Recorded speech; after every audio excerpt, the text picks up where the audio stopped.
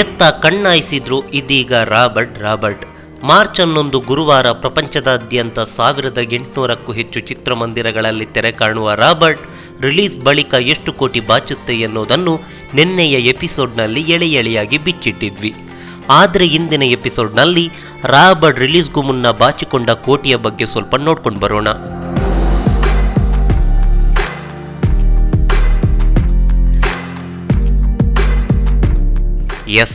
ಸುಮಾರು 50ರಿಂದ 60 ಕೋಟಿ ವೆಚ್ಚದಲ್ಲಿ ನಿರ್ಮಾಣಗೊಂಡ ರಾಬರ್ಟ್ ರಿಲೀಸ್ಗೂ ಮುನ್ನವೇ ಕೋಟಿ ಬಾಚಿಕೊಂಡಿದೆ.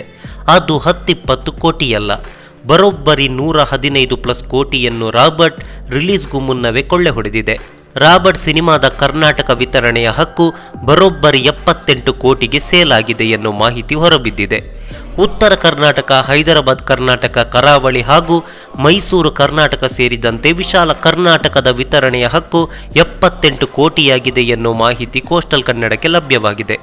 ಉಳಿದಂತೆ ಡಿಜಿಟಲ್ ರೈಟ್, ಟಿವಿ ರೈಟ್ಸ್ ಹೀಗೆ ಅದು ಇದು ಅಂತ ಒಟ್ಟು 28 ಕೋಟಿಗೂ ಅಧಿಕ ವ್ಯವಹಾರವನ್ನು ರಾಬರ್ಟ್ ಮಾಡಿದೆಯಂತೆ. ಹೀಗೆ 106 ಕೋಟಿಗೂ ಅಧಿಕ ವಹಿವಾಟನ್ನು ರಿಲೀಸ್ಗೂ ಮುನ್ನವೇ ರಾಬರ್ಟ್ ಮಾಡಿದೆ ಎನ್ನುವ ಮಾಹಿತಿ ಒಂದೆಡೆಯಾದರೆ, ಇಲ್ಲ 115 ಕೋಟಿಗೂ ಅಧಿಕ ವ್ಯವಹಾರವನ್ನು ರಾಬರ್ಟ್ ನಡೆಸಿದೆ ಎನ್ನುವ ಮಾಹಿತಿಯೂ ಇದೆ. ಒಟ್ಟಿನಲ್ಲಿ ರಿಲೀಸ್ಗೂ ಮುನ್ನವೇ ರಾಬರ್ಟ್ 100 ಕೋಟಿ ಗಡಿ ದಾಟಿರೋದಂತೂ ಸತ್ಯ.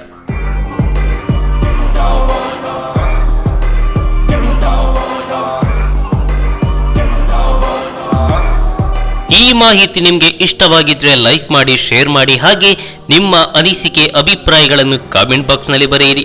ನೀವು ನಮ್ಮ ಕೋಸ್ಟಲ್ ಕನ್ನಡ ಯೂಟ್ಯೂಬ್ ಚಾನಲ್ಗೆ ಸಬ್ಸ್ಕ್ರೈಬ್ ಆಗಿಲ್ಲ ಅಂದರೆ ದಯವಿಟ್ಟು ತಕ್ಷಣವೇ ಸಬ್ಸ್ಕ್ರೈಬ್ ಬಟನ್ಗೆ ಕ್ಲಿಕ್ ಮಾಡಿ. ಹಾಗೆ ನಮ್ಮ ಪ್ರತಿ ಅಪ್ಡೇಟ್ಸ್ಗಳನ್ನು ಶೀಘ್ರದಲ್ಲೇ ತಿಳಿಯಲು ಪಕ್ಕದಲ್ಲಿರೋ ಬೆಲ್ ಐಕಾನ್ಗೆ ಕ್ಲಿಕ್ ಮಾಡಿ.